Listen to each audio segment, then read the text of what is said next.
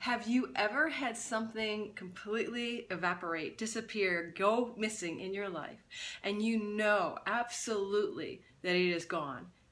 It is unfindable, you have done everything, and then it reappears.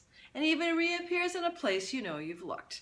This is one thing I really want to talk about right now because it's one symptom of what I call reality shifting. So anyway, let's get started.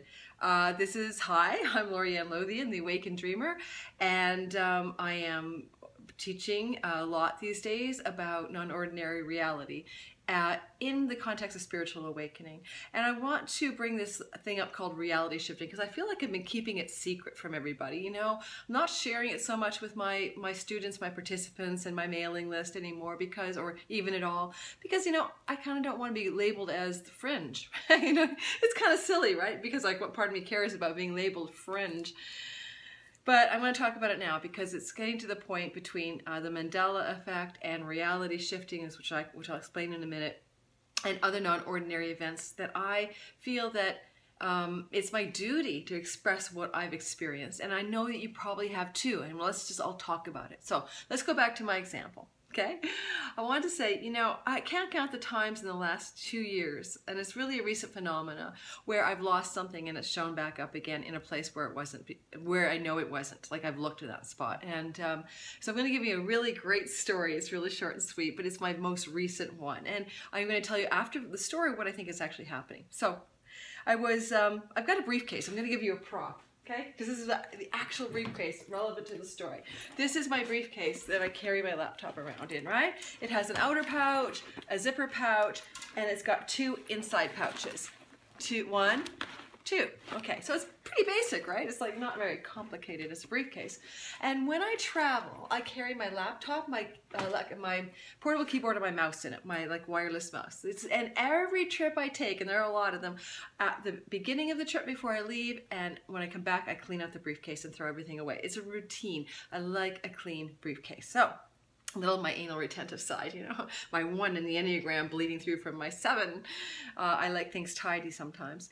And so what happened was in April of this past year, like 2017, I misplaced or lost the mouse out of the briefcase. Now, I had left the briefcase sitting in my house, and my daughter had a big teenage party, and I was always, you know, suspicious of these massive house parties. She only had one, and my concern was somebody had gone into my office and pilfered the mouse. I mean, that's the only explanation I could have in April when this happened, but I scoured the house. It wasn't in the briefcase, that's for sure. It wasn't in my desk. It wasn't under the bed. It wasn't in any place in the house. And I have, you know, a weekly maid cleaning service. I mean, bi-weekly, and they are the ones who find my lost jewelry and my earrings under the sofa. If it was going to turn up, it would have turned up between April and when I finally found it, which is only like a month ago, so early September.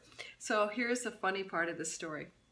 I was in Montreal because my daughter's at McGill now, and I took her for, you know, I dropped her off in residence, set her up in residence, and the very last day I was in Montreal, I had been having a lot of dreams. This ties into the mouse, so hang in there.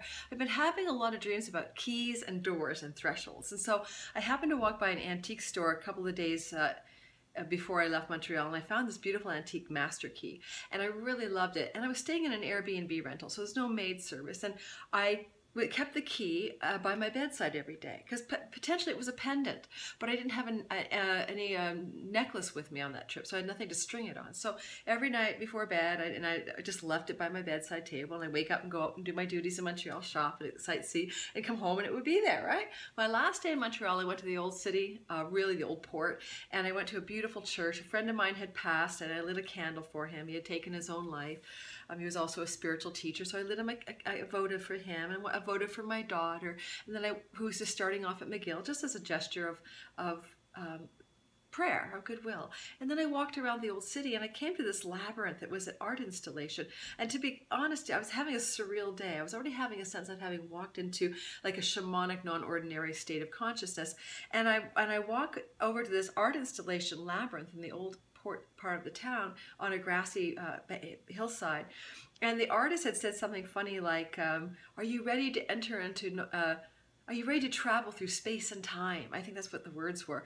And it was because it was an historical area with all these like plaques about the history of old Montreal. And here's this labyrinth. And I thought, oh yeah, cool. And I went, I'm ready to travel through space and time or whatever. And I stepped into the labyrinth, which was a fake fake labyrinth full of dead ends because it was art, not a real walk to the center labyrinth. So then after I laughed my way through this kind of dead end labyrinth, I left. I went home and started to pack up for my flight the next day. So when I got back to my Airbnb rental, of course, I'm packing up and I'm looking for my key. The key on my night table, and it's gone, guys. It is so gone. There's no maid service. There's no way it can disappear. It is just evaporated under the bed, under the table, yada yada. I asked the owner of the Airbnb to look for it after I left. No such luck. It wasn't expensive. It wasn't jewelry that somebody would take anyway. So the key had disappeared.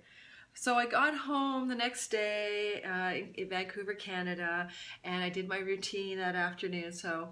Which involves taking my handy briefcase over here and emptying it out. And what do I discover in one of the two inside pouches that I just showed you? The missing mouse. Now, when I first found it, my first thought was, oh no, this is the mouse that I bought to replace the missing mouse. And how could I not have noticed I packed it to Montreal? But I thought, is it really? So then I walked into my office and looked in the desk drawer where I keep my mouse when I'm not using it when I'm traveling. And there's the replacement mouse I bought. So the story is this. I now have two mouses, two wireless mouses.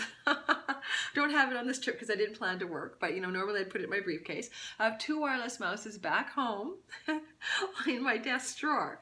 Now, this kind of experience of something rematerializing and the key, dematerializing, has to have a mechanism, has to have an explanation. And believe me, if you can naysay this all you like, I'm going to tell you, I'm not the kind of person who can't find something in a 2-compartment briefcase. It wasn't there. It wasn't there, and then it was there April, May, June, July, August, September, 6 months later. My explanation is reality shifting. I'm going to go into this in a few more videos with great stories and details and ask for your advice on it, or your comments, your experiences. But reality shifting, it seems to be a phenomenon that's increasing and getting more dramatic in the last 5 years for me, especially since my awakening, but I think it's actually happening for everybody. And that is where it seems as if you've entered into a very different universe from the one you left, as in people seem different and things come and go in your life. So I would suspect that that last day in Montreal that was extraordinarily mystical and I was in a very intense reverie, I somehow shifted into a timeline in the multiverse slightly different from the one in which I lost the mouse. And I've got multiple stories of, so now I have a mouse in this new timeline because I never lost it. And I don't have a key because I wasn't in the timeline where I bought it.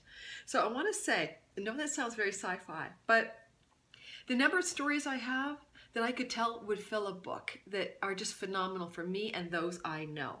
So have you ever seen this simple aspect of reality shifting where something you know is gone reappears mysteriously in a place that you know you've looked?